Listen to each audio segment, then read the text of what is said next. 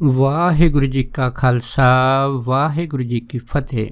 ਗੁਰੂ ਪਿਆਰੀ ਗੁਰੂ ਸਵਾਰੀ ਪਰਮ ਸਤਿਕਾਰਯੋਗ ਸਾਧ ਸੰਗਤ ਜੀਓ, ਇਨਸਾਨੀ ਜੀਵਨ ਦੇ ਅੰਦਰ ਕਿਸੇ ਵੀ ਸ਼ਕਤੀ ਦੀ ਇੱਛਾ ਨੂੰ ਅੰਦਰ ਅਨੁਭਵ ਕਰਨਾ ਜਾਂ ਕਿਸੇ ਤਾਕਤ ਦੀ ਇੱਛਾ ਨੂੰ ਰੱਖਣਾ ਇਨਸਾਨ ਦੇ ਅੰਦਰ ਕੁਦਰਤੀ ਇਹ ਜਿਹੜਾ ਗੁਣ ਪਾਇਆ ਜਾਂਦਾ ਹੈ। ਹਰੇਕ ਇਨਸਾਨ ਦੀ ਇਹ ਜਿਹੜੀ ਹੈ ਨਾ ਇੱਛਾ ਹੁੰਦੀ ਹੈ ਕਿ ਉਹਨੂੰ ਕੋਈ ਨਾ ਕੋਈ ਪਦਵੀ, ਕੋਈ ਨਾ ਕੋਈ ਅਹੁਦਾ, ਕੋਈ ਨਾ ਕੋਈ ਤਾਕਤ ਹਾਸਲ ਹੋਵੇ, ਚਾਹੇ ਉਹ ਰਾਜਸੀ ਤਾਕਤ ਹੋਵੇ, ਚਾਹੇ ਵੈਸੇ ਹੀ ਜਿਹੜੀ ਹੈ ਕੋਈ ਜਿਸਮਾਨੀ ਤਾਕਤ ਹੋਵੇ, ਜਾਂ ਵੈਸੀ ਜਾਂ ਅਧਿਆਤਮਿਕ ਤਾਕਤ ਹੋਵੇ। ਕਿਸੇ ਨਾ ਕਿਸੇ ਵਿਸ਼ੇਸ਼ ਤਾਕਤ ਕਰਕੇ ਇਨਸਾਨ ਆਪਣੀ ਜਿਹੜੀ ਵੱਖਰੀ ਪਹਿਚਾਣ ਆ ਉਹ ਇਸ ਸੰਸਾਰ ਦੇ ਵਿੱਚ ਰੱਖਣੀ ਚਾਹੁੰਦਾ। ਪਰ ਕਈ ਵਾਰੀ ਆਪਾਂ ਦੇਖਦੇ ਹਾਂ ਕਿ ਕਈਆਂ ਦੇ ਜਿਹੜੇ ਹੈ ਨਾ ਯਤਨ ਹੈਗੇ ਆ, ਜਦ ਇਸ ਪਾਸੇ ਕਿਤੇ ਨਾ ਕਿਤੇ ਕਿਸੇ ਨੂੰ ਕਾਮਯਾਬੀ ਮਿਲਦੀ ਆ, ਅਗਰ ਉਹਨੂੰ ਉਹ ਤਾਕਤ ਕੁਰਸੀ ਹਾਸਲ ਵੀ ਹੋ ਜਾਵੇ, ਫਿਰ ਅਸਲ 'ਚ ਦੇਖਣ ਵਾਲੀ ਗੱਲ ਇਹ ਹੈ ਕਿ ਉਹ ਜਿਹੜੀ ਤਾਕਤ ਉਸ ਨੂੰ ਹਾਸਲ ਹੋਈ ਆ ਉਹਦੀ ਵਰਤੋਂ ਕਿਸ ਢੰਗ ਨਾਲ ਕਰਦਾ ਹੈ। ਅਗਰ ਤਾਂ ਉਸ ਤਾਕਤ ਦੀ ਵਰਤੋਂ ਉਸ ਸੁਚੱਜੇ ਢੰਗ ਨਾਲ ਕਰੇ, ਲੋਕ ਭਲਾਈ ਦੇ ਵਾਸਤੇ ਇਸ ਤਾਕਤ ਨੂੰ ਵਰਤੇ, ਤਾਂ ਉਹਦੀ ਸੰਸਾਰ ਦੇ ਵਿੱਚ ਸ਼ੋਭਾ ਹੁੰਦੀ ਆ। ਪਰ ਅਗਰ ਉਹ ਇਸੇ ਹੀ ਤਾਕਤ ਨੂੰ ਆਪਣੇ ਸਵਾਰਥ ਦੇ ਵਾਸਤੇ, ਕਿਸੇ ਠੱਗ ਵਾਂਗ ਦੁਨੀਆ ਨੂੰ ਲੁੱਟਣ ਅਤੇ ਘਸੁੱਟਣ ਵਾਸਤੇ ਵਰਤੇ, ਤਾਂ ਫਿਰ ਜਿਹੜਾ ਇਨਸਾਨ ਹੁੰਦਾ ਉਹਦੀ ਉਹ ਤਾਕਤ ਜ਼ਿਆਦਾ ਢੇਰ ਨਹੀਂ ਠਹਿਰਦੀ। ਕਿਉਂ? ਕੁਦਰਤ ਦਾ ਕਾਨੂੰਨ ਹੈਗਾ ਕਿ ਅਗਰ ਕੋਈ ਆਦਮੀ ਸੱਚ ਦੇ ਮਾਰਗ 'ਤੇ ਚੱਲਦਾ, ਸੱਚੇ ਮਾਰਗ ਚੱਲਦਿਆਂ ਉਸਤਤ ਕਰੇ ਜਹਾਨ, ਤਾਂ ਉਹਦੀ ਉਸਤਤ ਹੁੰਦੀ ਆ। ਅਤੇ ਅਗਰ ਕੋਈ ਸੱਚ ਤੋਂ ਥੱਲੇ ਡਿੱਗਦਾ ਤਾਂ ਉਹਦੀ ਨਿੰਦਾ ਹੁੰਦੀ ਹੈ। ਇਸੇ ਕਰਕੇ ਸੰਸਾਰ ਦੇ ਅੰਦਰ ਜਿਵੇਂ ਵੱਡੇ ਵੱਡੇ ਜਿਹੜੇ ਸੀਗੇ ਉਹਨਾਂ ਟਾਈਮਾਂ ਦੇ ਵਿੱਚ ਰਜੋਗੁਣੀ ਬਿਰਤੀ ਵਾਲੇ ਇਨਸਾਨ ਆਏ, ਜਿਵੇਂ ਹਰਨਾਕਸ਼ ਆਇਆ, ਰਾਵਣ ਆਇਆ, ਕੰਸ ਆਇਆ। ਤਾਕਤ ਤਾਂ ਉਹਨਾਂ ਨੇ ਵੀ ਹਾਸਲ ਕੀਤੀ, ਲੇਕਿਨ ਇਸ ਤਾਕਤ ਦੀ ਦੁਰਵਰਤੋਂ ਕਰਕੇ ਉਹਨਾਂ ਨੇ ਜਿਹੜਾ ਆਪਣਾ ਨਾਮ ਆ ਨਾ ਉਸ ਸੰਸਾਰ ਦੇ ਵਿੱਚ ਕਲੰਕਿਤ ਕਰਾਇਆ। ਪਰ ਜਿਨ੍ਹਾਂ ਦੇ ਪਾਸ ਤਾਕਤਾਂ ਸੀਗੀਆਂ ਔਰ ਜਿਨ੍ਹਾਂ ਨੇ ਇਸ ਸੰਸਾਰ ਦੀ ਭਲਾਈ ਦੇ ਵਾਸਤੇ, ਲੋਕਾਂ ਦੇ ਪਰਉਪਕਾਰ ਦੇ ਵਾਸਤੇ ਆਪ ਭਾਵੇਂ ਕਸ਼ਟਾਂ ਵਿੱਚ ਰਹਿ ਕੇ ਇਸ ਤਾਕਤ ਨੂੰ ਬੜੇ ਨਿਰਮਾਣ ਰੂਪ ਦੇ ਵਿੱਚ ਵਰਤਿਆ ਹੈ, ਅਤੇ ਅੱਜ ਵੀ ਉਹਨਾਂ ਦੀ ਸੰਸਾਰ ਦੇ ਵਿੱਚ ਸ਼ੋਭਾ ਹੁੰਦੀ ਆ। ਅਤੇ ਇਹੋ ਜਿਹੜੇ ਭਲੇ ਮਨੁੱਖ ਬਹੁਤ ਬਿਰਲੇ ਹੁੰਦੇ ਆ। ਦਾਸ ਅੱਜ ਇਸੇ ਹੀ ਸੰਦਰਭ ਦੇ ਅੰਦਰ ਇੱਕ ਐਸਾ ਵਿਅਕਤੀ ਜਿਸ ਦਾ ਨਾਂ ਸੀਗਾ ਅਫਜ਼ਲ ਖਾਨ, ਕਿਵੇਂ ਉਸ ਨੂੰ ਇੱਕ ਤਾਕਤ ਜਿਹੜੀ ਹਾਸਲ ਹੋਈ ਆ, ਪਰ ਉਸ ਨੇ ਆਪਣੇ ਜੀਵਨ ਦੇ ਵਿੱਚ ਉਸ ਤਾਕਤ ਦੀ ਦੁਰਵਰਤੋਂ ਕਰਕੇ ਇਹ ਜਿਹੜੀ ਸ਼ਕਤੀ ਸੀਗੀ ਸਦਾ ਵਾਸਤੇ ਨਸ਼ਟ ਕਰ ਦਿੱਤੀ। ਇਹਦੀ ਇੱਕ ਸੰਖੇਪ ਵਿਚਾਰ ਆਪ ਸਾਰੀਆਂ ਸੰਗਤਾਂ ਨਾਲ ਸਾਂਝਾ ਕਰਦਾ ਹੈਗਾ। ਸੋ ਇਹ ਜਿਹੜਾ ਅਫਜ਼ਲ ਖਾਨ ਸੀਗਾ, ਇਹ ਵਿਅਕਤੀ ਜਿਹੜਾ ਸੀਗਾ ਇਹ ਮੁਸਲਮਾਨ ਸੀ। ਜਦ ਇਹ ਬੱਚਾ ਸੀਗਾ ਅਤੇ ਇੱਕ ਵਾਰ ਕੋਈ ਹਿੰਦੂ ਯੋਗੀ ਸੰਨਿਆਸੀ ਜਿਹੜਾ ਸੀਗਾ ਇਸ ਦੇ ਕੋਲ ਦੀ ਲੰਘਿਆ। ਇਸ ਨੇ ਇਸ ਬੱਚੇ ਨੂੰ ਆਖਿਆ ਕਿ ਮੈਨੂੰ ਪਿਆਸ ਲੱਗੀ ਆ, ਤੁਸੀਂ ਮੈਨੂੰ ਪਾਣੀ ਪਿਲਾ ਦਿਓ। ਜਦ ਇੰਨੀ ਗੱਲ ਹੋਈ, ਕੁਦਰਤੀ ਜਿਹੜਾ ਅਫਜ਼ਲ ਖਾਨ ਬੱਚਾ ਸੀਗਾ ਥੋੜ੍ਹਾ ਹੁਸ਼ਿਆਰ ਸੀਗਾ, ਉਹ ਯੋਗੀ ਨੂੰ ਕਹਿਣ ਲੱਗਾ ਕਿ ਮੈਂ ਮੁਸਲਮਾਨ ਹਾਂ ਅਤੇ ਮੈਨੂੰ ਜਾਪਦਾ ਵੀ ਤੁਸੀਂ ਕੋਈ ਹਿੰਦੂ ਉਹ ਸਾਧੂ ਸੰਨਿਆਸੀ ਆ, ਅਤੇ ਕੀ ਇੱਕ ਮੁਸਲਮਾਨ ਦੇ ਹੱਥੋਂ ਹਿੰਦੂ ਨੂੰ ਪਾਣੀ ਪੀਣਾ ਸ਼ੋਭਦਾ ਹੈਗਾ। ਜਦ ਇਹ ਗੱਲ ਹੋਈ ਤਾਂ ਉਹ ਸੰਨਿਆਸੀ ਜਿਹੜੀ ਸੀਗੀ ਇਸ ਬੱਚੇ ਦੀ ਜਿਹੜੀ ਦਿਮਾਗੀ ਅਕਲ ਸੀ ਇਹਨੂੰ ਦੇਖ ਕੇ ਜਿਹੜਾ ਸੀ ਬੜਾ ਪ੍ਰਸੰਨ ਹੋਇਆ। ਉਹ ਕਹਿਣ ਲੱਗਾ ਕਿ ਗੱਲ ਤਾਂ ਤੇਰੀ ਬਿਲਕੁਲ ਠੀਕ ਹੈਗੀ ਆ, ਪਰ ਅਸਲ 'ਚ ਗੱਲ ਇਹ ਆ ਕਿ ਮੈਂ ਦੁਨੀਆ ਦੇ ਵਿੱਚ ਇਹ ਜਿਹੜੇ ਛੂਤ ਛਾਤ ਦੇ ਸਿਧਾਂਤ ਵਾ ਨਾ ਲੋਕਾਂ ਨੇ ਬਣਾਏ, ਇਹਨੂੰ ਮੈਂ ਬਿਲਕੁਲ ਨਹੀਂ ਮੰਨਦਾ। ਇਸ ਕਰਕੇ ਤੂੰ ਮੈਨੂੰ ਪਾਣੀ ਪਿਲਾ ਦੇਵੇਂ ਅਤੇ ਚੰਗੀ ਗੱਲ। ਦੇਖੋ, ਇਸ ਅਫਜ਼ਲ ਖਾਨ ਨੇ ਉਸ ਸੰਨਿਆਸੀ ਨੂੰ ਜਦੋਂ ਪਾਣੀ ਪਿਲਾਇਆ ਅਤੇ ਉਸ ਫਿਰ ਸੰਨਿਆਸੀ ਨੇ ਕੀਤਾ ਕਿ ਮੈਂ ਤੇਰੇ ਹੱਥ ਦਾ ਪਾਣੀ ਪੀਤਾ ਹੈਗਾ ਅਤੇ ਮੈਂ ਤੈਨੂੰ ਇੱਕ ਐਸੀ ਯੋਗ ਕਿਰਿਆ ਦੀ ਦੀਖਿਆ ਦਊਂਗਾ ਕਿ ਜਿਹਦੇ ਨਾਲ ਤੂੰ ਸੂਖਮ ਲੋਕ ਦੇ ਵਿੱਚ ਇਸ ਯੋਗ ਦੀ ਕਿਰਿਆ ਦੇ ਨਾਲ ਆਪਣਾ ਸੰਬੰਧ ਬਣਾ ਸਕਦਾ ਹੈ ਅਤੇ ਇਸ ਭੌਤਿਕ ਦੁਨੀਆ ਦੇ ਅੰਦਰ ਮਨ ਇੱਛੇ ਜੋ ਫਲ ਹੈਗੇ ਤੈਨੂੰ ਪ੍ਰਾਪਤ ਹੋ ਸਕਦੇ ਆ। ਪਰ ਗੱਲ ਇੱਕ ਹੈਗੀ ਆ ਕਿ ਜਦ ਤੱਕ ਤੂੰ ਇਸ ਸ਼ਕਤੀ ਦੀ ਯੋਗ ਵਰਤੋਂ ਕਰੂੰਗਾ, ਲੋਕਾਂ ਦੀ ਭਲਾਈ ਵਾਸਤੇ ਕਰੂੰਗਾ, ਤਦ ਤੱਕ ਇਹ ਸ਼ਕਤੀ ਤੇਰੇ ਪਾਸ ਟਿਕੀ ਰਹੂਗੀ। ਅਗਰ ਤੈਂ ਇਹਦੀ ਦੁਰਵਰਤੋਂ ਕੀਤੀ ਇਸ ਸ਼ਕਤੀ ਦੀ, ਅਤੇ ਫਿਰ ਸਮਾਂ ਪਾ ਕੇ ਇਹ ਸ਼ਕਤੀ ਤੇਰੇ ਕੋਲ ਨਸ਼ਟ ਹੋ ਜਾਊਗੀ, ਤੇਰੀ ਸਾਰੀ ਕੀਤੀ ਮਿਹਨਤ ਅਸਫਲ ਹੋ ਜਾਊਗੀ। ਫਿਰ ਦੇਖੋ, ਇਸੇ ਹੀ ਅਫਜ਼ਲ ਖਾਨ ਨੇ ਉਸ ਜਿਹੜਾ ਹਿੰਦੂ ਯੋਗੀ ਸੰਨਿਆਸੀ ਸੀਗਾ ਉਹਨੇ ਯੋਗ ਦੀ ਦੀਕਸ਼ਾ ਦਿੱਤੀ। ਦੀਕਸ਼ਾ ਦੇ ਕੇ ਉਹ ਸੰਨਿਆਸੀ ਤਾਂ ਚਲੇ ਗਏ, ਪਰ ਇਸ ਬੱਚੇ ਦਾ ਸਦਕ ਅਤੇ ਭਰੋਸਾ ਇੰਨਾ ਰਿਹਾ ਕਿ ਇਹਨੇ 20 ਸਾਲ ਆਪਣੀ ਜ਼ਿੰਦਗੀ ਦੇ ਉਸ ਯੋਗ ਕਿਰਿਆ ਨੂੰ ਸੁਧਰਨ ਦੇ ਵਾਸਤੇ ਲਾਤੇ। ਜਦ 20 ਸਾਲ ਦੀ ਇਹਨੇ ਮਿਹਨਤ ਕੀਤੀ, 20 ਸਾਲ ਦੀ ਮਿਹਨਤ ਤੋਂ ਬਾਅਦ ਇਸ ਦਾ ਜਿਹੜਾ ਕਨੈਕਸ਼ਨ ਸੀਗਾ ਉਹ ਸੂਖਮ ਲੋਕ ਦੇ ਵਿੱਚ ਇੱਕ ਕਿਸੇ ਜੋ ਅਧਿਆਤਮਿਕ ਸ਼ਕਤੀ ਦੀ ਮਾਲਕ ਦਾ ਜੀਵ ਸੀਗਾ ਉਹਦੇ ਨਾਲ ਹੋ ਗਿਆ। ਜਦ ਉਹਦੇ ਨਾਲ ਹੋ ਗਿਆ ਤਾਂ ਉਹ ਜਿਹੜਾ ਅਧਿਆਤਮਿਕ ਜੀਵ ਸੀਗਾ ਸੂਖਮ ਲੋਕ ਦਾ, ਉਹ ਹਮੇਸ਼ਾ ਹੀ ਅਫਜ਼ਲ ਖਾਨ ਦੀ ਜਿਹੜੀ ਹੈ ਨਾ ਕੋਈ ਮਨ ਇੱਛਤ ਕੋਈ ਵੀ ਇੱਛਾ ਹੁੰਦੀ ਸੀ ਉਹਨੂੰ ਪੂਰਾ ਕਰਨ ਲਈ ਜਿਹੜਾ ਸੀਗਾ ਹਮੇਸ਼ਾ ਤਿਆਰ ਰਹਿੰਦਾ ਸੀ। ਅਤੇ ਇਹ ਜਿਹੜਾ ਅਫਜ਼ਲ ਖਾਨ ਸੀਗਾ ਇਹ ਜਦ ਵੀ ਕੋਈ ਕੰਮ ਕਰਦਾ ਸੀਗਾ ਅਤੇ ਉਸ ਸੂਖਮ ਲੋਕ ਦੀ ਆਤਮਾ ਨੂੰ ਹਜ਼ਰਤ ਕਹਿ ਕੇ ਬੁਲਾਉਂਦਾ ਹੁੰਦਾ ਸੀਗਾ ਵੀ ਹਜ਼ਰਤ ਤੂੰ ਹਾਜ਼ਰ ਹੋ ਅਤੇ ਮੇਰਾ ਆਹ ਕੰਮ ਕਰ ਦੇ। ਅਤੇ ਉਹ ਜਿਹੜਾ ਹਜ਼ਰਤ ਸੀਗਾ ਤੁਰੰਤ ਉਹ ਕੰਮ ਉਹਦਾ ਕਰ ਦਿੰਦਾ ਹੁੰਦਾ ਸੀ। ਇਸ ਕਰਕੇ ਅਫਜ਼ਲ ਖਾਨ ਜਿਹੜਾ ਸੀਗਾ ਇਹ ਬੰਗਾਲ ਔਰ ਖ਼ਾਸ ਕਰਕੇ ਕਲਕੱਤੇ ਦੇ ਇਲਾਕਿਆਂ ਦੇ ਵਿੱਚ ਜਿਹੜਾ ਸੀਗਾ ਬੜਾ ਪ੍ਰਸਿੱਧ ਹੋ ਗਿਆ। ਜਦ ਪ੍ਰਸਿੱਧ ਹੋ ਗਿਆ ਇਹਦੇ ਚਮਤਕਾਰ ਕਾਰਨਾਮਿਆਂ ਕਰਕੇ ਉਹ ਸੈਂਕੜੇ ਲੋਕ ਇਹਦੇ ਸ਼ਾਗਿਰਦ ਬਣੇ।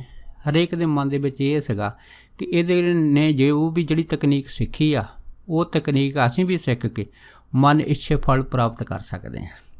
ਪਰ ਦੇਖੋ ਇਹ ਜਿਹੜਾ ਅਫਜ਼ਲ ਖਾਨ ਸੀਗਾ ਜਿੰਨਾ ਇਸ ਯੋਗ ਕਿਰਿਆ ਦੀ ਮਿਹਨਤ ਦੇ ਵਿੱਚ ਉਨਤ ਸੀਗਾ ਓਨਾ ਹੀ ਨਾ ਲੋਭੀ ਸੀਗਾ, ਕਿਉਂਕਿ ਉਹ ਜਿਹੜਾ ਸੰਨਿਆਸੀ ਯੋਗੀ ਸੀ ਜਿਹਨੇ ਦੀਕਸ਼ਾ ਦਿੱਤੀ ਸੀ ਉਹਨੇ ਅਫਜ਼ਲ ਖਾਨ ਨੂੰ ਇਹ ਵੀ ਆਖਿਆ ਸੀਗਾ ਕਿ ਮੈਂ ਦੇਖ ਰਿਹਾ ਹੈਗਾ ਕਿ ਤੇਰੇ ਜਿਹੜੇ ਪਿਛਲੇ ਸੰਸਕਾਰ ਵਾ ਨਾ ਪਿਛਲੇ ਸੰਸਕਾਰਾਂ ਦੇ ਨਾਲ ਤੇਰੇ ਅੰਦਰ ਜਿਹੜੀ ਹੈ ਨਾ ਵਿਨਾਸ਼ਕਾਰੀ ਪ੍ਰਵਿਰਤੀਆਂ ਦਾ ਜਿਹੜਾ ਬੀਜ ਹੈਗਾ ਉਹ ਅਜੇ ਵੀ ਉਸੇ ਤਰ੍ਹਾਂ ਪਿਆ ਹੈਗਾ।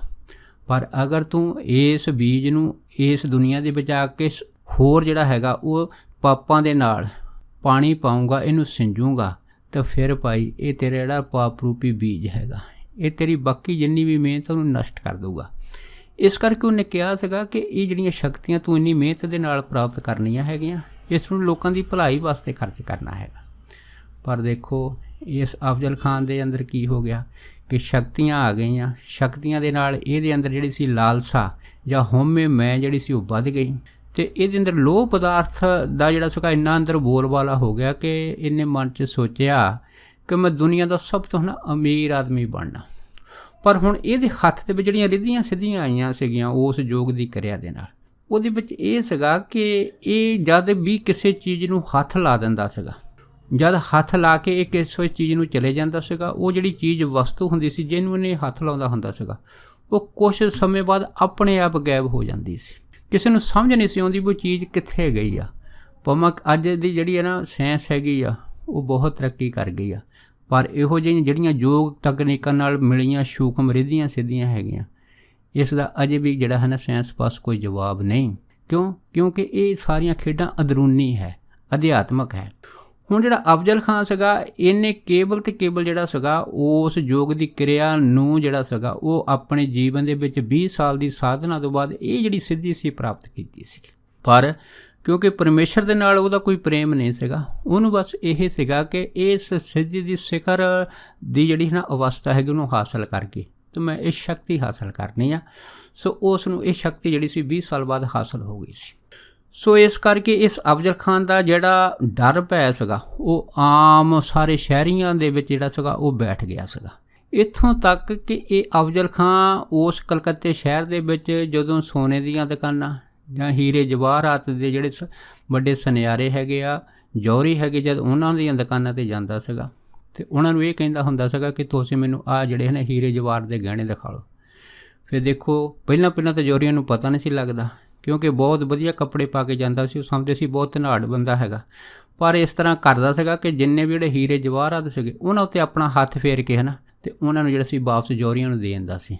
ਪਰ ਜਦੋਂ ਇਹ ਦੁਕਾਨ ਤੋਂ ਬਾਹਰ ਚਲਿਆ ਜਾਂਦਾ ਸੀਗਾ ਕੁਛ ਟਾਈਮ ਬਾਅਦ ਉਹ ਜਿੰਨੇ ਵੀ ਜਿਹੜੇ ਹੀਰੇ ਜਵਾਹਰਾਤ ਸੋਨੇ ਦੇ ਜਿੰਨੇ ਵੀ ਗਹਿਣੇ ਹੁੰਦੇ ਸੀ ਉਹ ਸਣੇ ਆਪਣੇ ਆਪ ਹੀ ਗਾਇਬ ਹੋ ਜਾਂਦੇ ਸੀ।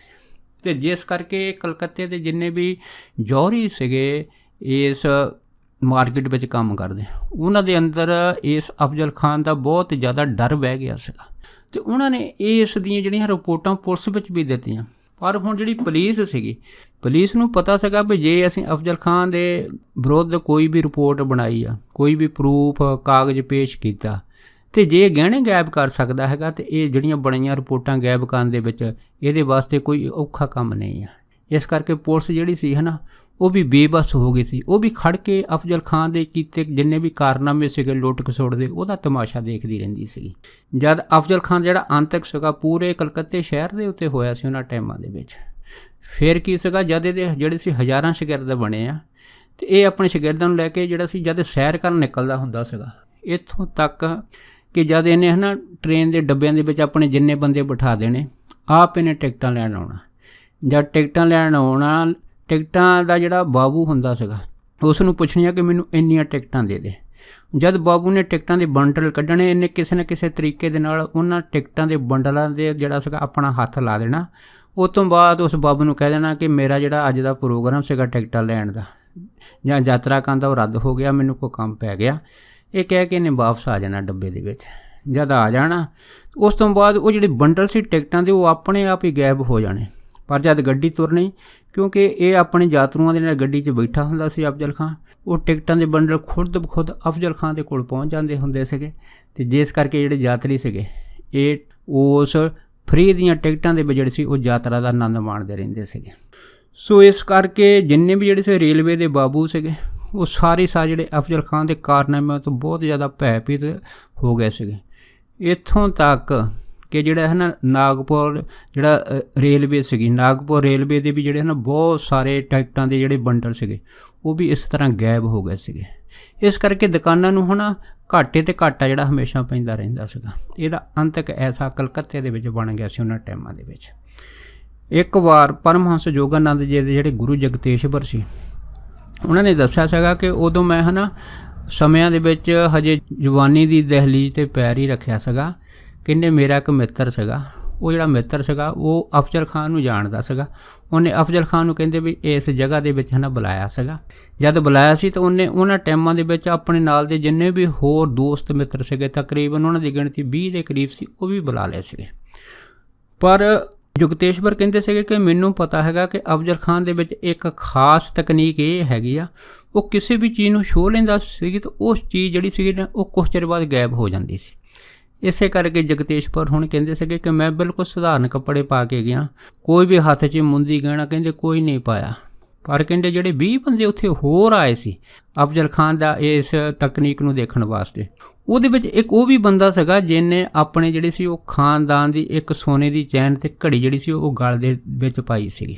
ਕਹਿੰਦੇ ਜਦੋਂ ਅਸੀਂ ਉੱਥੇ ਪਹੁੰਚੇ ਹਾਂ ਅਫਜ਼ਲ ਖਾਂ ਨੇ ਕਹਿੰਦੇ ਵੀ ਜਾਣੀ ਸਾਰਾ ਆਲਾ ਦੁਆਲਾ ਦੇਖਿਆ।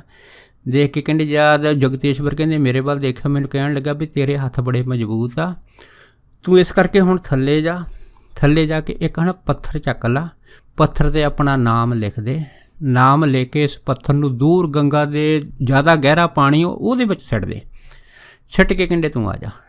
ਫਿਰ ਜਗਤੇਸ਼ਵਰ ਕਹਿੰਦੇ ਸੀਗੇ ਕਿ ਮੈਂ ਇੱਕ ਪੱਥਰ ਵੱਡਾ ਚੱਕਿਆ, ਉਹਦੇ ਉੱਤੇ ਚਾਕ ਦੇ ਨਾਲ ਆਪਣਾ ਨਾਂ ਲਿਖਿਆ। ਸੋ ਉਸ ਪੱਥਰ ਨੂੰ ਜਦੋਂ ਫਿਰ ਮੈਂ ਦੂਰ ਜਾ ਕੇ ਗੰਗਾ ਦੇ ਡੂੰਘੇ ਪਾਣੀ ਦੇ ਵਿੱਚ ਸੁੱਟ ਕੇ ਜਦ ਵਾਪਸ ਆਇਆ ਸੀ, ਫਿਰ ਕਹਿੰਦੇ ਮੈਨੂੰ ਅਫਜ਼ਲ ਖਾਂ ਕਹਿਣ ਲੱਗਾ ਵੀ ਇੱਥੇ ਨਾਲ ਗੰਗਾ ਦਾ ਪਾਣੀ ਵਗਦਾ ਹੈਗਾ, ਇੱਕ ਕਹਿੰਦੇ ਟੱਬ ਲੈ ਲਾ, ਉਹਦੇ ਵਿੱਚ ਗੰਗਾ ਦਾ ਪਾਣੀ ਭਰ ਕੇ ਲੈ ਕੇ ਆ। ਕਹਿੰਦੇ ਮੈਂ ਇੱਕ ਖਾਲੀ ਟੱਬ ਲਿਆ, ਉਹਦੇ ਵਿੱਚ ਗੰਗਾ ਦਾ ਪਾਣੀ ਭਰ ਕੇ ਲਿਆ ਕੇ ਅਫਜ਼ਲ ਖਾਂ ਦੇ ਮੂਹਰੇ ਰੱਖ ਦਿੱਤਾ। ਅਤੇ ਕਹਿੰਦੇ ਫਿਰ ਅਫਜ਼ਲ ਖਾਂ ਨੇ ਜਿਹੜਾ ਸੀਗਾ ਕਹਿੰਦੇ ਉਸੇ ਟਾਈਮ ਹਜ਼ਰਤ ਨੂੰ ਆਵਾਜ਼ ਮਾਰੀ। ਜਦ ਕਹਿੰਦੇ ਆਵਾਜ਼ ਮਾਰ ਕੇ ਕਹਿਣ ਲੱਗਾ ਕਿ ਇਹ ਜਿਹੜਾ ਪੱਥਰ ਹੈਗਾ ਦੂਰ ਇਸ ਨੇ ਗੰਗਾ 'ਚ ਸੁੱਟਿਆ ਹੈਗਾ, ਉਹਨੂੰ ਇਸ ਟੱਬ ਦੇ ਵਿੱਚ ਹਾਜ਼ਰ ਕਰ। ਜਦ ਇੰਨੀ ਕਹਿਣ ਦੀ ਢੇਰ ਸੀ ਕਹਿੰਦੇ ਅਸੀਂ ਹੈਰਾਨ ਹੋ ਗਏ ਕਿ ਜਿਹੜਾ ਪੱਥਰ ਦੂਰ ਗੰਗਾ ਦੇ ਡੂੰਘੇ ਪਾਣੀ 'ਚ ਸੁੱਟਿਆ ਸੀਗਾ ਉਹ ਕਹਿੰਦੇ ਆਪਣੇ ਆਪ ਹੀ ਟੱਬ ਦੇ ਵਿੱਚ ਪ੍ਰਗਟ ਹੋ ਗਿਆ। ਇਹ ਦੇਖ ਕੇ ਕਹਿੰਦੇ ਸਾਰੇ ਬੜੇ ਹੈਰਾਨ ਹੋਏ। ਉਸ ਤੋਂ ਬਾਅਦ ਕਹਿੰਦੇ ਕੀ ਹੋਇਆ ਕਿ ਅਫਜ਼ਲ ਖਾਂ ਲੋਭੀ ਸੀਗਾ, ਇਹਦੀ ਕਹਿੰਦੇ ਨਜ਼ਰ ਜਿਹੜੀ ਸੀ ਉਸ ਵਿਅਕਤੀ 'ਤੇ ਪਈ ਜਿਹਨੇ ਆਪਣੀ ਜਿਹੜੀ ਹੈ ਨਾ ਖਾਨਦਾਨੀ ਇੱਕ ਚੈਨ ਅਤੇ ਉਹਦੇ ਵਿੱਚ ਇੱਕ ਸੋਨੇ ਦੀ ਘੜੀ ਆਪਣੇ ਗਲ ਦੇ ਵਿੱਚ ਪਾਈ ਸੀ। ਕਹਿੰਦੇ ਅਫਜ਼ਲ ਖਾਨ ਨੇ ਬੜੀ ਹੀ ਚਲਾਕੀ ਦੇ ਨਾਲ ਉਸ ਸੋਨੇ ਦੀ ਚੈਨ ਅਤੇ ਘੜੀ ਨੂੰ ਹੱਥ ਲਾ ਕੇ ਕਹਿੰਦੇ ਉਹਦੀ ਸਲਾਹੁਣਾ ਕਰ ਦਿੱਤੀ ਬੰਦੇ ਦੀ ਵੀ ਤੇਰੀ ਖਾਨਦਾਨ ਦੀ ਘੜੀ ਅਤੇ ਚੈਨੀ ਬੜੀ ਸੋਹਣੀ ਆ। ਕਹਿੰਦੇ ਉਹ ਤੋਂ ਬਾਅਦ ਕੀ ਹੋਇਆ, ਉਹ ਸਲਾਹੁਣਾ ਕਰਕੇ ਹਟਿਆ ਸੀਗਾ ਅਤੇ ਬਸ ਕਹਿੰਦੇ ਉਹਦੀ ਚੈਨੀ ਅਤੇ ਘੜੀ ਗਾਇਬ ਹੋ ਗਈ। ਜਦ ਕਹਿੰਦੇ ਉਸ ਆਦਮੀ ਦੀ ਚੈਨ ਅਤੇ ਘੜੀ ਗਾਇਬ ਹੋ ਗਈ, ਬਸ ਫਿਰ ਕੀ ਸੀ, ਉਹ ਆਦਮੀ ਨੇ ਉੱਚੀ ਉੱਚੀ ਰੌਲਾ ਪਾਉਣਾ ਸ਼ੁਰੂ ਕਰਤਾ 20 ਬੰਦੇ ਵਿੱਚ ਵੀ ਮੇਰੀ ਚੈਨ ਅਤੇ ਘੜੀ ਜਿਹੜੀ ਉਹ ਗਾਇਬ ਹੋ ਗਈ ਆ। ਫਿਰ ਕਹਿੰਦੇ ਉਹ ਅਫਜ਼ਲ ਖਾਂ ਦੇ ਪੈਰਾਂ ਨੂੰ ਹੱਥ ਲਾਵੇ ਕਿ ਤੂੰ ਮੇਰੀ ਚੈਨ ਅਤੇ ਘੜੀ ਕਿਸੇ ਤਰ੍ਹਾਂ ਵਾਪਸ ਕਰ ਦੇ, ਕਿਉਂਕਿ ਮੇਰੀ ਖਾਨਦਾਨ ਦੀ ਕੋਈ ਇੱਕ ਨਿਸ਼ਾਨੀ ਆ, ਜੇ ਮੈਨੂੰ ਨਾ ਮਿਲੀ ਤਾਂ ਮੈਂ ਮਰ ਜਾਊਂਗਾ। ਫਿਰ ਕਹਿੰਦੇ ਜਦ ਉਹਨੇ ਬਹੁਤ ਜ਼ਿਆਦਾ ਤਰਲੇ ਮਿੰਨਤਾਂ ਕੀਤੇ, ਫਿਰ ਕਹਿੰਦੇ ਅਫਜ਼ਲ ਖਾਂ ਜਿਹੜਾ ਸੀਗਾ ਕੁਛ ਚਿਰ ਚੁੱਪ ਰਿਹਾ। ਫਿਰ ਕਹਿੰਦਾ ਉਸੇ ਘੜੀ ਚੈਨ ਵਾਲੇ ਬੰਦੇ ਨੂੰ ਕਹਿਣ ਲੱਗਾ ਕਿ ਤੇਰੇ ਘਰ ਦੇ ਵਿੱਚ ਇੱਕ ਤਿਜੋਰੀ ਪਈ ਆ, ਉਸ ਤਿਜੋਰੀ ਦੇ ਵਿੱਚ 500 ਰੁਪਈਆ ਪਿਆ, ਘਰ ਜਾ ਕੇ ਉਹ ਤਿਜੋਰੀ 'ਚੋਂ 500 ਰੁਪਈਆ ਕੱਢ ਕੇ ਮੈਨੂੰ ਦੇ, ਅਤੇ ਜੇ ਤੂੰ ਮੈਨੂੰ 500 ਰੁਪਈਆ ਲਿਆ ਕੇ ਮੇਰੀ ਜੇਬ 'ਚ ਰੱਖ ਦਊਂਗਾ ਅਤੇ ਮੈਂ ਤੇਰੀ ਜਿਹੜੀ ਹੈ ਨਾ ਘੜੀ ਅਤੇ ਚੈਨ ਆ ਤੈਨੂੰ ਵਾਪਸ ਕਰ ਦਊਂਗਾ। ਫਿਰ ਕਹਿੰਦੇ ਉਹੀ ਬੰਦਾ ਜਿਹੜਾ ਸੀ ਘਰ ਗਿਆ, ਹੈਰਾਨ ਹੋ ਗਿਆ ਵੀ ਅਫਜ਼ਲ ਖਾਨ ਨੂੰ ਕਿਵੇਂ ਪਤਾ ਕਿ ਮੇਰੀ ਘਰ ਦੀ ਤਿਜੋਰੀ ਦੇ ਵਿੱਚ 500 ਰੁਪਈਆ ਪਿਆ। ਪਰ ਉਹ ਮਜਬੂਰੀ ਦਾ ਮਾਰਿਆ ਘਰ ਜਾ ਕੇ 500 ਰੁਪਈਆ ਲੈ ਕੇ ਆਇਆ ਅਤੇ ਉਹਨੇ ਅਫਜ਼ਲ ਖਾਨ ਨੂੰ ਦਿੱਤਾ। ਫਿਰ ਕਹਿੰਦਾ ਅਫਜ਼ਲ ਖਾਨ ਮੈਨੂੰ ਕਹਿਣ ਲੱਗਾ ਕਿ ਇੱਦਾਂ ਕਰ, ਹੁਣ ਉੱਠ ਕੇ ਘਰ ਚੱਲ ਜਾ, ਘਰ ਦੀ ਗਲੀ ਦੇ ਕੋਲ ਜਿਹੜੀ ਪੁਲੀ ਆ ਉੱਥੇ ਖੜ੍ਹ ਕੇ ਕਹਿੰਦੇ ਤੈਂ ਹੈ ਨਾ ਹਜ਼ਰਤ ਨੂੰ ਆਵਾਜ਼ ਮਾਰਨੀ ਆ, ਆਵਾਜ਼ ਮਾਰ ਕੇ ਕਹਿਣਾ ਕਿ ਮੇਰੀ ਘੜੀ ਅਤੇ ਚੈਨ ਮੈਨੂੰ ਵਾਪਸ ਕਰ ਦੇ। ਫਿਰ ਕਹਿੰਦੇ ਤੈਨੂੰ ਉੱਥੇ ਮਿਲ ਜਾਊਗੀ। ਫਿਰ ਉਹੀ ਬੰਦਾ ਜਿਹੜਾ ਸੀਗਾ ਜਦ ਪੁਲੀ ਦੇ ਕੋਲ ਪਹੁੰਚਿਆ ਉਹ ਦੱਸਦਾ ਸੀਗਾ ਕਿ ਮੈਂ ਹੈ ਨਾ ਉਸ ਪੁਲੀ ਦੇ ਕੋਲ ਖੜ੍ਹ ਕੇ ਜਦ ਆਵਾਜ਼ ਮਾਰੀ ਕਿ ਹੇ ਹਜ਼ਰਤ ਮੇਰੀ ਜਿਹੜੀ ਘੜੀ ਅਤੇ ਚੈਨ ਮੈਨੂੰ ਵਾਪਸ ਕਰ ਦੇ। ਕਹਿੰਦੇ ਨੇ ਕਹਿਣ ਦੀ ਢੇਰ ਸੀਗੀ, ਉਹ ਘੜੀ ਅਤੇ ਚੈਨ ਜਿਹੜੀ ਸੀ ਉਹ ਹਵਾ ਦੇ ਵਿੱਚ ਲਟਕੀ ਹੋਈ ਕਹਿੰਦੇ ਮੈਨੂੰ ਦਿਖਾਈ ਦਿੱਤੀ ਅਤੇ ਮੈਂ ਕਹਿੰਦੇ ਹੱਥ ਨਾਲ ਫੜ ਲਈ। ਫਿਰ ਕਹਿੰਦੇ ਮੈਂ ਆਪਣੀ ਘੜੀ ਅਤੇ ਚੈਨ ਲੈ ਕੇ ਘਰ ਦੀ ਜਿਹੜੀ ਉਹੀ ਤਿਜੋਰੀ ਜਿਹ 'ਚੋਂ 500 ਰੁਪਏ ਅਫਜ਼ਲ ਖਾਨ ਨੂੰ ਦਿੱਤੇ ਸੀ ਉਹਦੇ ਵਿੱਚ ਰੱਖ ਕੇ ਜਿੰਦਾ ਲਾ ਕੇ ਦੁਬਾਰਾ ਫਿਰ ਕਹਿੰਦੇ ਵਾਪਸ ਜਿਹੜਾ ਸੀ ਉਹ ਅਫਜ਼ਲ ਖਾਨ ਕੋਲ ਆਇਆ। ਜਦ ਕਹਿੰਦੇ ਫਿਰ ਅਸੀਂ ਦੁਬਾਰਾ ਅਫਜ਼ਲ ਖਾਨ ਕੋਲ ਆ ਗਏ। ਫਿਰ ਮੁੜ ਕੇ ਜਿਹੜੇ ਸੀ ਕਹਿੰਦੇ ਵੀ ਫਿਰ ਇਹ ਖੇਡ ਸ਼ੁਰੂ ਹੋਈ। ਜਦ ਕਹਿੰਦੇ ਦੁਬਾਰਾ ਇਹ ਖੇਡ ਸ਼ੁਰੂ ਹੋਈ ਅਤੇ ਫਿਰ ਅਫਜ਼ਲ ਖਾਨ ਨੇ ਇਹ ਕਿਹਾ ਕਿ ਤੁਸੀਂ ਦੱਸੋ ਕਿ ਕੋਈ ਕਿਸੇ ਨੇ ਕੋਈ ਚੀਜ਼ ਖਾਣੀ ਆ ਅਤੇ ਮੈਨੂੰ ਦੱਸੋ ਮੈਂ ਤੁਹਾਨੂੰ ਕੀ ਖਿਲਾਵਾਂ।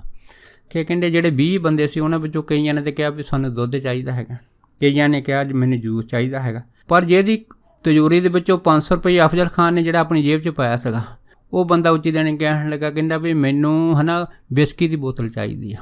ਕਿ ਉਹਦੇ ਮਨ ਦੇ ਵਿੱਚ ਇਹ ਸੀਗਾ ਕਿ 500 ਰੁਪਈਆ ਤਾਂ ਮੈਂ ਅਫਜ਼ਲ ਖਾਨ ਨੂੰ ਦੇ ਦਿੱਤਾ ਹੈਗਾ, ਚਲੋ ਇਹਦੇ ਵਿੱਚੋਂ ਥੋੜ੍ਹੇ ਬਹੁਤ ਜਿਹੜੀ ਵਿਸਕੀ ਦੀ ਬੋਤਲ ਦੇ ਵਿੱਚ ਖਰਚੇ 'ਚ ਆਏਗਾ, ਇੰਨੇ ਕੁ ਮੇਰੇ ਪੈਸੇ ਨਿਕਲ ਜਾਣਗੇ।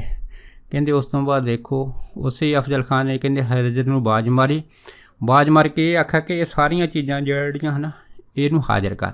ਕਹਿੰਦੇ ਕਹਿਣ ਦੀ ਢੇਰ ਸੀਗੀ, ਉਹ ਜਿੰਨੀਆਂ ਵੀ ਜਿਹੜੀਆਂ ਹੈ ਨਾ ਦੁੱਧ ਫਲਾਂ ਦੇ ਜੂਸ ਅਤੇ ਉਹ ਜਿਹੜੀ ਵਿਸਕੀ ਦੀ ਬੋਤਲ ਸੀਗੀ ਉਹ ਸਾਰੀਆਂ ਹੈ ਨਾ ਸੀਲਬੰਦ ਹੋ ਕੇ ਕਹਿੰਦੇ ਹਾਜ਼ਰ ਹੋ ਗਈਆਂ। ਹਾਜ਼ਰ ਹੋ ਕੇ ਕਹਿੰਦੇ ਉਹ ਡਰਮ ਕਰਕੇ ਕਹਿੰਦੇ ਸਾਡੇ ਸਾਹਮਣੇ ਸਾਰਿਆਂ ਦੇ ਜਿਹੜੀਆਂ ਸੀਗੀਆਂ ਉਹ ਪ੍ਰਗਟ ਹੋ ਗਈਆਂ। ਜਦ ਪ੍ਰਗਟ ਹੋਈਆਂ ਕਹਿੰਦੇ ਵੀ ਅਸੀਂ ਉਹਨਾਂ ਨੂੰ ਹੱਥ ਪਾਇਆ, ਖੋਲ੍ਹਿਆ, ਪੀਤਾ ਅਤੇ ਦੇਖਿਆ ਸਾਰਾ ਕੁਛ ਅਸਲੀ ਆ। ਕਹਿੰਦੇ ਵੀ ਅਸੀਂ ਬੜੇ ਹੈਰਾਨ ਹੋਏ। ਇਹ ਕਹਿੰਦੇ ਵੀ ਖਾ ਪੀ ਕੇ ਫਿਰ ਅਫਜ਼ਲ ਖਾਨ ਨੇ ਕਿਹਾ ਵੀ ਹੁਣ ਮੈਂ ਤੁਹਾਨੂੰ ਹੁਣ ਭੋਜਨ ਕਰਾਉਂਦਾ। ਕਹਿੰਦੇ ਅਸੀਂ ਕਿਹਾ ਚੱਲ ਠੀਕ ਆ। ਉਹਨੇ ਫਿਰ ਸਾਨੂੰ ਇਹ ਪੁੱਛਿਆ ਵੀ ਤੁਸੀਂ ਇਹ ਦੱਸੋ ਵੀ ਕਿੱਦਾਂ ਦਾ ਕਿਸੇ ਨੇ ਭੋਜਨ ਖਾਣਾ। ਹਰੇਕ ਨੇ ਆਪਣੇ ਮਨਪਸੰਦ ਦਾ ਕਹਿੰਦੇ ਭੋਜਨ ਦੱਸਿਆ ਕਿ ਮੈਨੂੰ ਆਹ ਚੀਜ਼ ਚਾਹੀਦੀ, ਆਹ ਸਬਜ਼ੀ ਚਾਹੀਦੀ ਆ, ਦਾਲ ਚਾਹੀਦੀ ਆ ਅਤੇ ਆਹ ਚੀਜ਼ ਚਾਹੀਦੀ।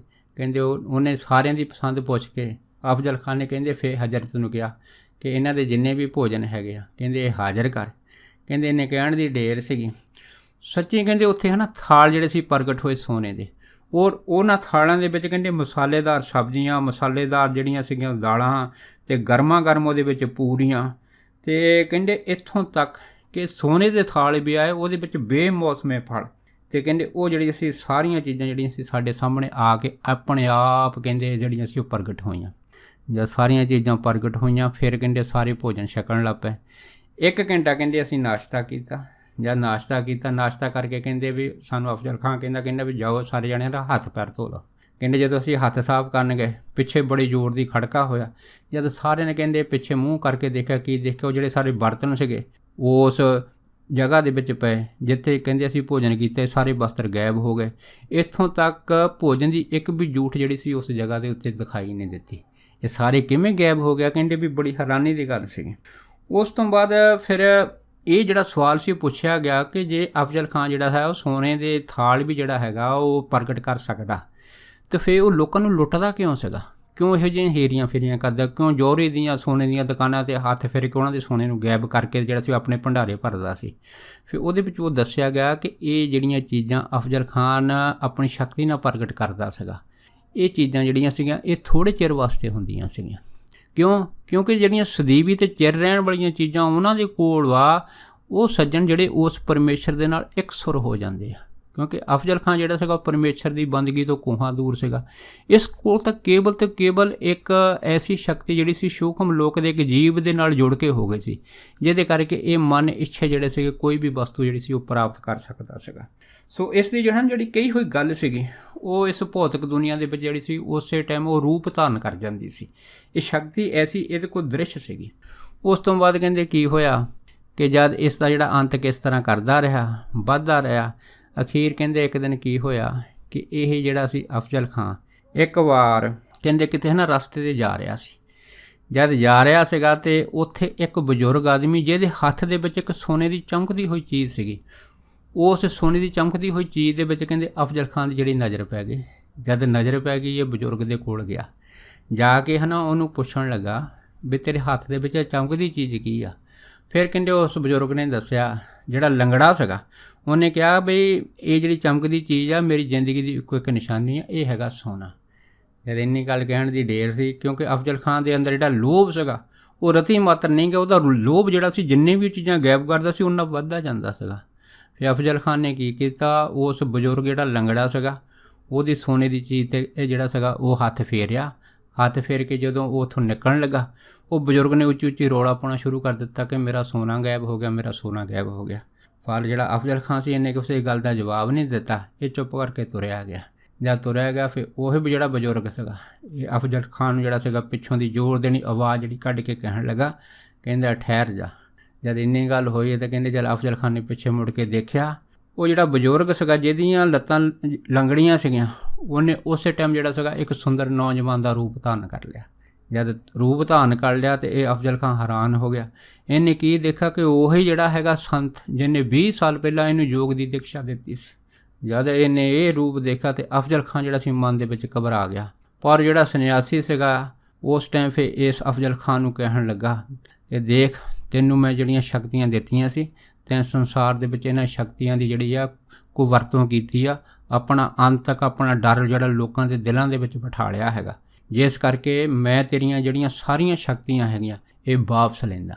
ਜਦ ਕਹਿੰਦੇ ਉਹਨੇ ਇੰਨੀ ਗੱਲ ਕਹੀ ਆ, ਬਸ ਫੇਰ ਕੀ ਸੀ, ਫਿਰ ਇਸ ਅਫਜ਼ਲ ਖਾਨ ਦੀ ਜਿਹੜੀਆਂ ਸ਼ਕਤੀਆਂ ਦਾ ਸਾਰਾ ਫਿਊਜ਼ ਉੱਡ ਗਿਆ। ਜਦ ਫਿਊਜ਼ ਉੱਡ ਗਿਆ ਤੇ ਉੱਚੀ ਉੱਚੀ ਜਿਹੜਾ ਸੀ ਕਰਲਾਉਣ ਲੱਗਾ ਤੇ ਹਜ਼ਰਤ ਨੂੰ ਬਾਜਾਂ ਮਾਰਨ ਲੱਗਾ, ਹਜ਼ਰਤ ਹਾਜ਼ਰ ਹੋ, ਹਜ਼ਰਤ ਹਾਜ਼ਰ ਹੋ। ਪਰ ਹੁਣ ਹਜ਼ਰਤ ਕਿੱਥੋਂ ਹਾਜ਼ਰ ਹੋਵੇ। ਜਦ ਅਫਜ਼ਲ ਖਾਨ ਨੇ ਦੇਖਿਆ ਕਿ ਮੈਂ ਤਾਂ ਹੁਣ ਬਿਲਕੁਲ ਜਿਹੜਾ ਹੈਗਾ ਸ਼ਕਤੀਆਂ ਤੋਂ ਰਹਿਤ ਹੋ ਗਿਆ, ਫਿਰ ਅਫਜ਼ਲ ਖਾਨ ਦੌੜ ਕੇ ਜਾ ਕੇ ਜਿਹੜਾ ਸੀਗਾ ਉਸ ਸੰਨਿਆਸੀ ਜਿਹਨੂੰ ਇਹ ਆਪਣਾ ਗੁਰੂ ਧਾਰਨ ਕੀਤਾ ਸੀਗਾ ਉਹਦੇ ਪੈਰੀਂ ਪੈ ਗਿਆ। ਜਦ ਹੀ ਪੈਰੀਂ ਪੈ ਗਿਆ ਤੇ ਇਹਨੇ ਪੈਰੀਂ ਪੈ ਕੇ ਬਹੁਤ ਉੱਚੀ ਉੱਚੀ ਜਿਹੜਾ ਸੀਗਾ ਤਰਲੇ ਕੀਤੇ, ਮਿਹਨਤਾਂ ਕੀਤੀਆਂ। ਇੱਥੋਂ ਤੱਕ ਆਖਿਆ ਕਿ ਮੈਂ ਹੁਣ ਜਿਹੜਾ ਸੀ ਪਹਾੜਾਂ ਵਿੱਚ ਜਾ ਕੇ ਕੇਵਲ ਤੇ ਕੇਵਲ ਈਸ਼ਵਰ ਦੀ ਬੰਦਗੀ ਕਰੂੰਗਾ। ਮੈਂ ਇਹ ਜਿਹੜੀਆਂ ਲੋਭ ਵਾਲੀਆਂ ਸ਼ਕਤੀਆਂ ਇਹ ਤੋਂ ਮੈਂ ਕੰਨਾਂ ਨੂੰ ਹੱਥ ਲਾ ਕੇ ਤੌਬਾ ਕਰਦਾ, ਮੇਰੀ ਜਿਹੜੀਆਂ ਗਲਤੀਆਂ ਨੂੰ ਮੁਆਫ ਕੀਤਾ ਜਾਵੇ। ਜਦੋਂ ਇਹਨੇ ਆਪਣੇ ਗੁਰਦੇਵ ਦੇ ਅੱਗੇ ਇਸ ਤਰ੍ਹਾਂ ਜਿਹੜੇ ਸੀ ਪਛਤਾਪ ਦੇ ਜਿਹੜੇ ਸੀ ਬਚਨ ਉੱਚੀ ਉੱਚੀ ਕਹਿਣੇ ਸ਼ੁਰੂ ਕੀਤੇ, ਫਿਰ ਇਹ ਜਿਹੜਾ ਗੁਰੂ ਸੰਨਿਆਸੀ ਸੀਗਾ ਉਹਨੂੰ ਇਸ ਅਫਜ਼ਲ ਖਾਨ ਦੇ ਉੱਤੇ ਤਰਸ ਆ ਗਿਆ। ਜਦ ਤਰਸ ਆ ਗਿਆ ਤਾਂ ਫਿਰ ਉਹਨੇ ਅਫਜ਼ਲ ਖਾਨ ਨੂੰ ਇਹ ਗੱਲ ਆਖੀ, ਕਹਿੰਦੇ ਕਿ ਮੈਂ ਦੇਖ ਰਿਹਾ ਹੈਗਾ ਕਿ ਅੱਜ ਤੂੰ ਹੈ ਨਾ ਪਛਤਾਪ ਦੀ ਅੱਗ ਦੇ ਵਿੱਚ ਪੂਰੀ ਤਰ੍ਹਾਂ ਸੜ ਰਿਹਾ ਹੈਗਾ, ਪਰ ਮੈਨੂੰ ਉਹ ਵੀ ਦਿਨ ਯਾਦ ਹੈਗਾ ਕਿ ਜਦੋਂ ਤੂੰ ਬੱਚਾ ਸੀਗਾ ਮੈਂ ਤੈਨੂੰ ਇਹ ਯੋਗ ਦੀ ਜੋ ਕਿਰਿਆ ਜਿਹੜੀ ਸੀ ਦੇਖਿਆ ਦਿੱਤੀ ਸੀ ਉਹਨਾਂ ਟਾਈਮਾਂ ਦੇ ਵਿੱਚ, ਤੇ ਤੈਂ 20 ਸਾਲ ਬਹੁਤ ਕਰੜੀ ਮਿਹਨਤ ਦੇ ਨਾਲ ਇਸ ਦੀਕਸ਼ਾ ਨੂੰ ਪ੍ਰਾਪਤ ਕੀਤਾ ਸੀਗਾ, ਬੜੀ ਘਾਲਣਾ ਕੀਤੀ ਸੀ। ਮੇਰੇ ਜਿੰਨੇ ਸਾਰੇ ਦੇਸ਼ ਸੀ ਸਾਰੇ ਦੇਸ਼ਾਂ ਦੀ ਜਿਹੜੀ ਨਾ ਪੂਰਤੀ ਵਾਸਤੇ ਤੈਂ ਦਿਨ ਰਾਤ ਇੱਕ ਕਰ ਦਿੱਤਾ ਸੀ, ਤੇ ਤਦ ਮੈਂ ਤੈਨੂੰ ਇਹ ਸ਼ਕਤੀ ਜਿਹੜੀ ਸੀ ਇਹ ਦਿੱਤੀ ਸੀ, ਪਰ ਤੈਂ ਇਹਦੀ ਦੁਰਵਰਤੋਂ ਕੀਤੀ ਆ, ਇਸ ਕਰਕੇ ਸਾਰੀ ਸ਼ਕਤੀ ਤੇਰੇ ਤੋਂ ਖੋਹ ਲਈ ਆ। ਪਰ ਅੱਜ ਤੂੰ ਆਪਣੀ ਪਛਤਾਪ ਦੀ ਅੱਗ ਦੇ ਵਿੱਚ ਸੜ ਰਿਹਾ ਹੈਗਾ ਤੇ ਤੈਂ ਪ੍ਰਣ ਕੀਤਾ ਹੈ ਕਿ ਮੈਂ ਦੁਬਾਰਾ ਜਿਹੜਾ ਸੀਗਾ ਕਿਸੇ ਦੂਰ ਇਕਾਂਤ ਹਿਮਾਲਿਆ ਵਿੱਚ ਜਾ ਕੇ ਸੱਚੇ ਦਿਲੋਂ ਉਸ ਨਿਰੰਕਾਰ ਪਰਿਪੂਰਨ ਪਰਮਾਤਮਾ ਦੀ ਹੀ ਆਰਾਧਨਾ ਕਰੂੰਗਾ। ਇਸ ਕਰਕੇ ਕਹਿੰਦੇ ਵੀ ਮੈਂ ਤੈਨੂੰ ਇੱਕ ਵਰਦਾਨ ਦਿੰਦਾ ਕਿ ਬਾਕੀ ਸ਼ਕਤੀਆਂ ਤੇ ਤੇਰੀਆਂ ਨਸ਼ਟ ਰਹਿਣਗੀਆਂ, ਪਰ ਇੱਕ ਸ਼ਕਤੀ ਤੇਰੇ ਪਾਸ ਹਮੇਸ਼ਾ ਰਹੂਗੀ ਕਿ ਤੂੰ ਕਦੀ ਵੀ ਹਜ਼ਰਤ ਨੂੰ ਆਵਾਜ਼ ਮਾਰ ਸਕਦਾ ਹੈਗਾ, ਤੇ ਆਵਾਜ਼ ਮਾਰ ਕੇ ਤੇ ਤੇਰੇ ਭੋਜਨ ਤੇ ਕੱਪੜਿਆਂ ਦਾ ਪ੍ਰਬੰਧ ਜਿਹੜਾ ਆਪਣਾ ਉਹ ਤੂੰ ਕਰ ਸਕਦਾ ਹੈ। ਕੇਵਲ ਤੇ ਕੇਵਲ ਆਪਣੇ ਕੱਪੜੇ ਤੇ ਭੋਜਨ ਵਾਸਤੇ ਹਜ਼ਰਤ ਤੈਨੂੰ ਜਿਹੜਾ ਹੈਗਾ ਇਹ ਚੀਜ਼ ਦੇਊਗਾ, ਬਾਕੀ ਸਾਰੀਆਂ ਸ਼ਕਤੀਆਂ ਜਿਹੜੀਆਂ ਹਨ ਇਹ ਤੇਰੇ ਕੋਲ ਸਦਾ ਵਾਸਤੇ ਨਸ਼ਟ ਰਹਿਣਗੀਆਂ। ਇਹ ਜ਼ਿਆਦਾ ਜਿਹੜੇ ਅਸੀਂ ਗੁਰਦੇਵ ਨੇ ਇਹਨੂੰ ਵਰਦਾਨ ਦਿੱਤਾ। ਉਸ ਤੋਂ ਬਾਅਦ ਫਿਰ ਜਿਹੜਾ ਅਫਜ਼ਲ ਖਾਨ ਸੀਗਾ ਹਨ ਕਹਿੰਦੇ ਫਿਰ ਕਲਕੱਤੇ ਦੇ ਇਸ ਬੰਗਾਲ ਦੀ ਧਰਤੀ ਤੇ ਨਹੀਂ ਦੇਖਿਆ ਗਿਆ ਤੇ ਉੱਥੋਂ ਸਦਾ ਵਾਸਤੇ ਚਲਿਆ ਗਿਆ। ਸੋ ਕਹਿਣ ਦਾ ਭਾਵ ਇਹ ਹੈਗਾ ਕਿ ਅਗਰ ਵਾਹਿਗੁਰੂ ਕਿਸੇ ਕਾਰਨ ਕਰਕੇ ਕਿਸੇ ਦੀ ਮਿਹਨਤ ਦੇ ਬਦਲੇ ਉਸ ਨੂੰ ਕੋਈ ਐਸੀ ਸ਼ਕਤੀ ਦੇ ਦੇਵੇ, ਪਰ ਉਸ ਨੂੰ ਇਹ ਵੀ ਜਿਹੜਾ ਪਤਾ ਹੋਣਾ ਚਾਹੀਦਾ ਕਿ ਚਾਹੇ ਸ਼ਕਤੀ ਮੈਨੂੰ ਕਿਸੇ ਵੀ ਵਿਧੀ ਦੇ ਕਾਰਨ ਕਰਕੇ ਇਹ ਪ੍ਰਾਪਤ ਹੋਈ ਆ, ਪਰ ਜਿਹਨੇ ਸ਼ਕਤੀ ਦਿੱਤੀ ਆ ਉਹਦੇ ਹਮੇਸ਼ਾ ਰਿਣੀ ਹੋਣਾ ਚਾਹੀਦਾ, ਧੰਨਵਾਦੀ ਹੋਣਾ ਚਾਹੀਦਾ। ਇਸ ਸ਼ਕਤੀ ਦੀ ਨੂੰ ਜਿਹੜਾ ਵੱਧ ਤੋਂ ਵੱਧ ਛੁਪਾ ਕੇ ਅਗਰ ਕਿਸੇ ਦੀ ਭਲਾਈ ਦੇ ਵਾਸਤੇ ਕਿਤੇ ਵਰਤਣੀ ਪਵੇ ਤਾਂ ਜ਼ਰੂਰ ਵਰਤਣ ਦੇ ਵਿੱਚ ਕੋਈ ਹਰਜ ਨਹੀਂ ਆ, ਪਰ ਅਗਰ ਇਸ ਸ਼ਕਤੀ ਨੂੰ ਹਉਮੈ ਹੰਕਾਰ ਦੇ ਵਿੱਚ ਆ ਕੇ ਦੁਨੀਆ ਦੇ ਵਿੱਚ ਆਪਣਾ ਤਹਿਲਕਾ ਵਜਾਉਣ ਵਾਸਤੇ ਇਹ ਸ਼ਕਤੀ ਦੀ ਅਗਰ ਆਪਾਂ ਹਰਨਾਕਸ਼ ਵਾਂਗੂ, ਰਾਵਣ ਵਾਂਗੂ ਜਾਂ ਕੰਸ ਵਾਂਗੂ ਵਰਤੋਂ ਕਰਾਂਗੇ तो फिर ये जिहड़ी शक्ति हैगी आ ਇਹਦਾ तप हमेशा वास्ते नष्ट हो जाऊगा। फिर आदमी जित्थों ਚੱਲਿਆ ਸੀ ਉੱਥੋਂ ਜਾ ਕੇ ਬਿਲਕੁਲ ਫਿਰ ਸਿਫਰ ਹੋ ਜਾਊਗਾ। ਸੋ ਇਹ ਜਿਹੜੀ ਗੱਲ ਹੈਗੀ ਆ ਸਾਨੂੰ ਇਹ ਦੱਸੀ ਆ ਕਿ ਕੇਵਲ ਤੇ ਕੇਵਲ ਪਰਮੇਸ਼ਰ ਦੀ ਬੰਦਗੀ ਹੀ ਜਿਹੜੀ ਆ ਉਹ ਅਸਲ ਦੇ ਵਿੱਚ ਮਨੁੱਖ ਦਾ ਨਿਸ਼ਾਨਾ ਹੈਗਾ। ਕਿਉਂ?